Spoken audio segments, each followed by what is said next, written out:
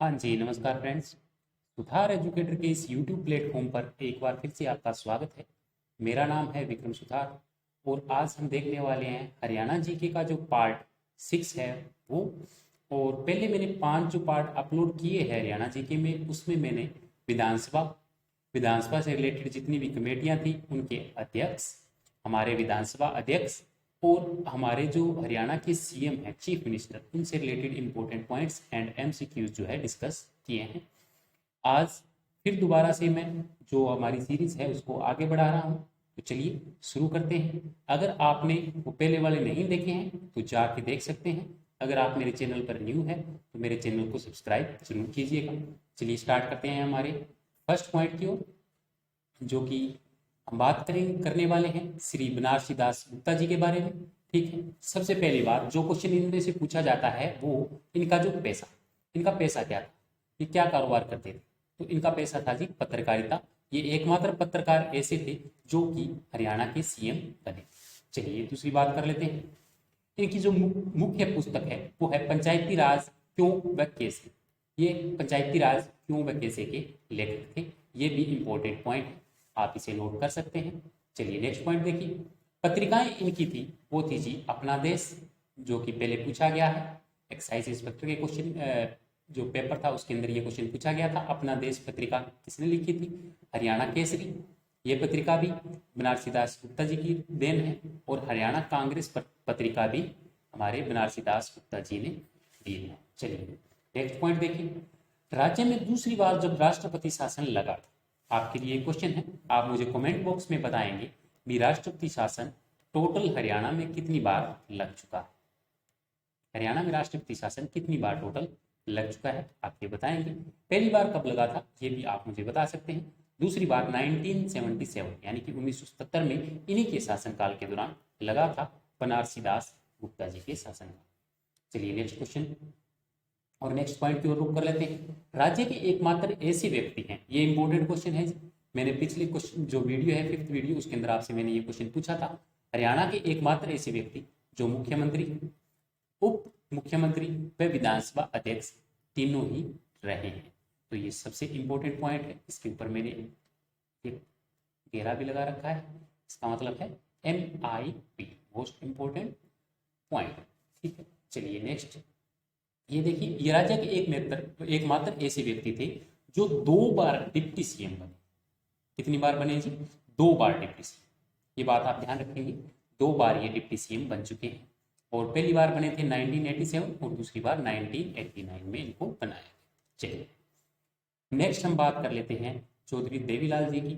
इनके बहुत ही इंपॉर्टेंट किस्से हैं। काफ़ी किस्से जो हैं वो सुनने को मुझे मिलते हैं, जो हमारे बुजुर्ग हैं वो इनके किस्से बहुत सुनाते हैं, क्योंकि ये हमारे बुजुर्गों के बीच में बहुत रहे हैं चौधरी देवीलाल। इनके किस्से बहुत ज़्यादा हैं, हर कोई इनके किस्से सुनाता है। जितने भी बुजुर्ग हैं जिनके पास भी मैं बैठता हूँ तो इनके किस्से सुनने को मुझे मिलते हैं। चलिए बात कर लेते हैं। सबसे पहले ये राज्य में कुल 2 बार मुख्यमंत्री बने थे। कितनी बार जी? 2 बार मुख्यमंत्री बने थे। सबसे important point, first important point इनका था जो ये है, क्या है? 2 बार मुख्यमंत्री बन चुके थे। नेक्स्ट पॉइंट देख लीजिए, इनके उपनाम क्या है। देखिए, किसानों का मसीहा इन्हें कहा जाता है, राजनीति के विषम पितामह इनको कहा जाता है, ताऊ के नाम से इनको बहुत ज्यादा संबोधित किया जाता है, जननायक के नाम से इनको संबोधित किया जाता है। जननायक चौधरी देवीलाल, ये मेडिकल कॉलेज है हमारे सिरसा में ही है। ठीक है, JCD के नाम से विख्यात है, JCD विद्यापीठ जिसको नाम रहा जननायक चौधरी देवीलाल। हरियाणा की जन्मदाता है और CDLU चौधरी देवीलाल यूनिवर्सिटी भी सिरसा के अंदर है। ठीक है, हरियाणा के जन्मदाता, किंग मेकर इनको कहा जाता है, शेरे हरियाणा भी इनको कहा जाता है। ये इंपॉर्टेंट है, आप याद रखेंगे। शेरे हरियाणा किसे कहा जाता है? चौधरी देवीलाल जी को शेरे हरियाणा कहा जाता है। चलिए बढ़ते हैं नेक्स्ट पॉइंट की ओर। ये रहा आपकी स्क्रीन पर। इनका जो समाधि स्थल है वो है जी संघर्ष घाट के नाम से। संघर्ष घाट के नाम से नई दिल्ली। ये जितने भी समाधि स्थल है कई बार स्टैटिक जीके के पॉइंट ऑफ व्यू से पूछे जाते हैं। इनकी मैं एक अलग से वीडियो आपको ट्रिक्स के साथ बता दूंगा। ठीक है, चौधरी देवीलाल जी ने अपने दम पर, अपने बलबूते, इनके पीछे जो थे वो कोई भी राजनीति में नहीं थे। इन्होंने बहुत ज्यादा संघर्ष किया, जिसकी वजह से ही ये मतलब जो उप प्रधानमंत्री तक की पद तक पहुंच पाए थे। ठीक है, चलिए बढ़ते हैं नेक्स्ट पॉइंट की ओर। तो इनकी जो शिक्षा थी 10वीं पास थी, ये सिर्फ 10वीं पास थी, जो एक बहुत बड़ी वजह बनी थी। इन्होंने कहा था भी मैं प्रधानमंत्री नहीं बन सकता क्योंकि मैं सिर्फ 10वीं पास हूँ। ठीक है, उसके बाद ये देश के 2 बार उप प्रधानमंत्री बनाए गए थे। ठीक है, उसके बाद देखिए चौधरी देवीलाल ने 1929 के लाहौर अधिवेशन में भाग लिया था। ये पॉइंट शायद आपको नहीं पता होगा, पर मोस्ट इंपोर्टेंट पॉइंट है, आपको मैं बता देता हूँ, ये क्वेश्चन पूछा जा सकता है आने वाले एग्जाम्स में। ठीक है, हरियाणा के कौन से वो दिग्गज नेता थे जिन्होंने 1929 के लाहौर अधिवेशन में भाग लिया था, या आपसे डायरेक्ट पूछा जाता था लाहौर अधिवेशन कब हुआ था, कौन से ईयर में हुआ था, तो हरियाणा के चौधरी देवीलाल जी ऐसे थे जिन्होंने लाहौर अधिवेशन में भाग लिया था। चलिए नेक्स्ट पॉइंट की ओर रुख कर लेते हैं। यह रहा जी आपके सामने 1930 में स्वामी केशवानंद द्वारा बनाई गई नमक की पुड़िया खरीदने के कारण इन्हें स्कूल से निकाल दिया गया। ठीक है, नमक की पुड़िया जो थी, जो स्वामी केशवानंद ने बनाई थी, उसके द्वारा इन्हें जब इन्होंने खरीदा था तो उनको स्कूल से निकाल दिया गया।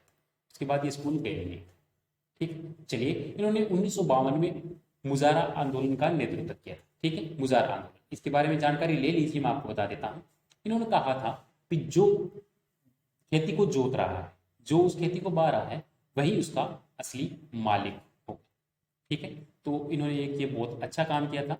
तो इसी की वजह से जो 5 ये थे, चौथे थे, जो मतलब इस तरह होता है भी, जब कोई जमीन होता है, किसी और की जमीन होती है, उसके ऊपर फसल कोई और उगाता है, वो मेहनत खुद करता है, पर फसल में जो मतलब खर्चा होता है वो जिम्मेदार वो देता है। तो इनको हम 5वां हिस्सा या चौथे हिस्से के ऊपर रख दिया जाता है, उनको हम मुजारा बोला जाता है। तो इन्होंने कहा था जो मुजारे हैं जमीन उनकी ही। ठीक है, इस तरह से इन्होंने जो जमींदारी प्रथा थी उन पर रोक लगा दी थी, और पहले जो ये मुजारे होते थे वही सारा कार्य करते थे, मतलब घास वगैरह डालकर भी वही आते थे। तो इन सबसे इनको छुटकारा दिलाने वाले कौन थे? चौधरी देवीलाल जी।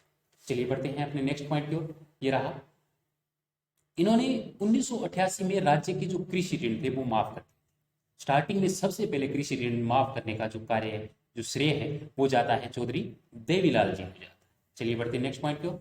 ये रहा आपके स्क्रीन पर, इन्होंने राज्य में खुला दरबार व कन्यादान जो योजना है वो चालू की थी। मोस्ट इंपोर्टेंट पॉइंट, खुला दरबार जो है किसने स्टार्ट किया था, और कन्यादान योजना किसने स्टार्ट की थी? चौधरी देवीलाल जी ने स्टार्ट की थी। आज भी उनके जो सुपुत्र है चौधरी रणजीत सिंह जी, वो खुला दरबार चलाते हैं।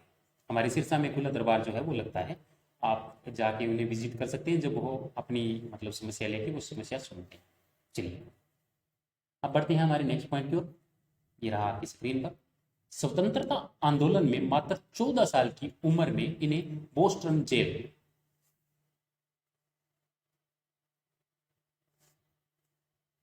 माफ कीजिएगा, किसी कारण से नेट बंद हो गया था जिसकी वजह से ये 20 में सेशन रोकना पड़ा था। चलिए दोबारा स्टार्ट कर लेते हैं। 14 साल की उम्र में इन्हें बोस्टन जेल में बंद कर दिया गया था, जो कि लाहौर में है। ठीक है, डायरेक्ट क्वेश्चन आपसे पूछा जाता है बोस्टन जेल कहाँ है, तो लाहौर के अंदर बोस्टन जेल है, जिन्हें 14 साल की उम्र में इन्हें बंद कर दिया गया था। किसको? चौधरी देवीलाल जी। चलिए नेक्स्ट पॉइंट देखते हैं। ये रहा आपकी स्क्रीन पर, एक बार इसको मैं क्लियर कर देता हूँ। हाँ जी, आपातकाल में इन्हें मोरारजी देसाई के साथ रहना, सोना और गुरुग्राम में नजरबंद किया गया था। इंपॉर्टेंट पॉइंट है, इसके ऊपर स्टार भी मैंने लगाया है, आप इसे याद रखेंगे। चलिए बढ़ते नेक्स्ट पॉइंट की ओर। ये रहा, हरियाणा विधानसभा के प्रथम संसदीय कार्य मंत्री जो थे वो चौधरी देवीलाल जी थे। सबसे इंपॉर्टेंट पॉइंट, प्रथम संसदीय कार्य मंत्री कौन थे? चौधरी देवीलाल जी। चलिए ये रहा, लोक राज लोक काल से चलता है, इसका नारा किसने दिया था जी? ये चौधरी देवीलाल जी ने दिया है। किसने दिया था? चौधरी देवीलाल ने। ये भी बात आप याद रखेंगे। देखिए चौधरी देवीलाल के बारे में कोई ना कोई पॉइंट पेपर में जरूर आ जाता है, तो इसी की वजह से मैंने इनसे जितने भी रिलेटेड पॉइंट्स थे सारे के सारे एक ही वीडियो में आपके साथ डिस्कशन कर दिए हैं। अगर आपको इसकी पीडीएफ चाहिए तो अगर आपको इसकी पीडीएफ चाहिए तो आप मेरे चैनल टेलीग्राम पर, मेरा चैनल है सुथार एजुकेटर के नाम से, उसे आप ज्वाइन कर सकते हैं और वहां पर आपको इसकी पूरी की पूरी पीडीएफ मिल जाएगी। ठीक है, तो एक बात और देखिए, चौधरी देवीलाल जी एक किसान नेता थे, और ये जो थे, ये जो प्रकाश सिंह बादल है उनके साथ भी थे।